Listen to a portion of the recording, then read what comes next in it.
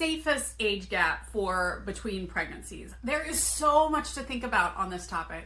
I did a bunch of research on what they think the safest way is, but I want to also propose to you that you want to think about your pocketbook, right? You want to think your family dynamics. You want to think about your body. Is your body ready, or is your mind ready? There's so much to think about in baby spacing.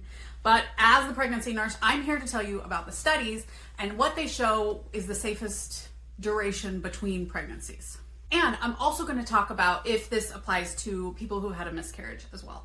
Now, ACOG, the American College of Obstetrics and Gynecology, recommends at least 6 months between pregnancies. They said that that gives your uterus enough time to heal. So that's talking about birth to conception. And you always want to be sure that when you're talking with your provider or looking at studies, are they talking about birth to birth or birth to conception? Because obviously that's 9 months of difference. Also, we don't know when the next baby's birth is going to be. We can't always predict that, especially because if you get pregnant too close in between, it has shown to increase your chances of preterm labor or preterm birth. ACOG also recommends at least 18 months between C-sections because there is an increased risk of uterine rupture if it's less than 18 months. Now that's talking about the next baby's birth would be 18 months, I believe. The interesting thing is that ACOG says that spaces of greater than 5 years also shows an increase in complications or poor outcomes, which is really interesting to me. I'm not sure why, but I thought that was interesting. I will say that my last kids, he was 5 when I had the next one due to infertility. So I don't want to pretend like we can always plan these things.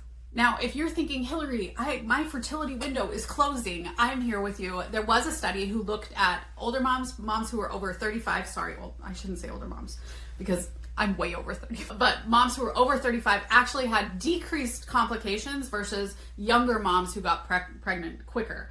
And so, that can be for a variety of factors. Usually if you get pregnant after 35, you're getting good prenatal care, getting good nutrition, you're just more of an adult, speaking as someone who had their baby at 24, than prior to that. So that might give people who want to get pregnant a little bit quicker some hope. I did see a study that showed that intervals less than 6 months did have an increase in stillbirths. And I also saw a study that said if you had previously had preterm labor, you definitely want to wait at least 9 months to get pregnant again. This makes sense. You need time for that cervix to close and your uterus to heal a little bit, right? Now, all of these, how do you apply it to you? Now, if you've had a C-section, the guidelines are pretty cut and dry. Obviously, you can do whatever the heck you want. I've definitely seen people who have come in for C-sections more frequently than every 18 months. Talk with your provider. They've actually seen your uterus. They've seen how things are going, especially if you've already maybe even had a couple C-sections. Talk with your provider, especially in that case. And like we said, if you feel like you need to have babies closer together due to fertility, and obviously the older you are when you have your baby, there are increased risks and complications, including for your health. Talk with your provider to extend these studies to you and your circumstances, because everybody's going to be different. Everyone's on a different plane of the health spectrum.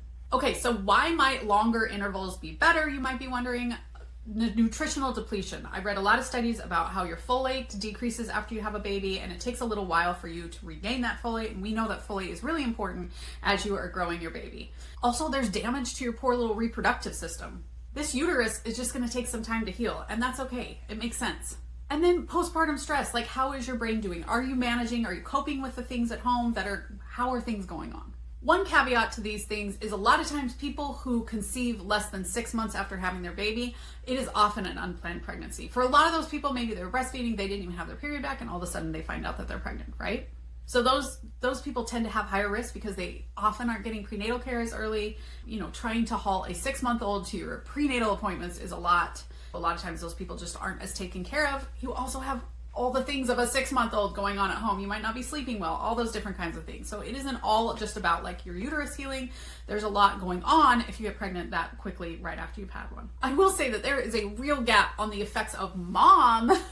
A lot of these studies are only talking about like preterm birth, poor outcome, things like that. They're really focused on effects on the baby versus mom's mental health and things like that, which I think would be valid to study. Now, does this age gap apply to miscarriage? The things that I saw show no. You are fine to try and conceive right after you feel healed from your miscarriage. There was no increased risk of more miscarriages. One of the main studies I read showed that there was a decreased risk of complications if you got pregnant within 6 months of the last miscarriage. So that might be something to take in for you guys, and talk with your provider about it.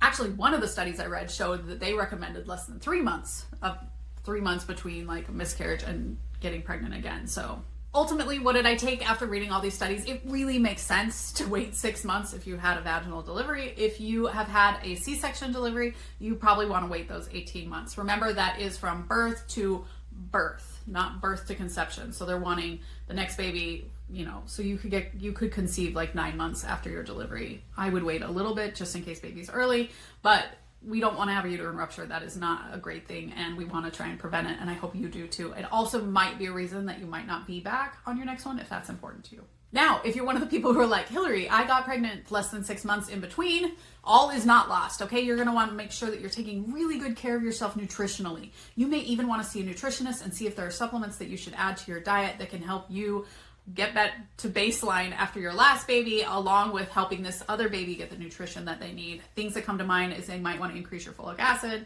choline, like fish oil supplements, DHA. So ask your provider for a nutrition consult. I think that could be really valuable. You're also really going to want to take care of yourself, because a lot of this is based off the stress of previously having another kid that you're taking care of. So that would probably include looking for ways to get help with the other kid, your partner really having to step up their game. Things like, you're going to want to make sure to attend those prenatal visits. Some providers' offices, I've heard, don't let you bring your baby, like another baby, into OBGYN visits. If that's you, I am sorry, and I would look for another provider, because that is truly who is going to OBGYN visits, is people who have babies, usually often already have a baby, and they should be able to bring them to appointments, because that makes it more likely that you're going to attend prenatal care. But if that's not something for you, make sure that you're prioritizing getting somebody to watch the baby so that you can go to those prenatal visits. Even I know it's hard.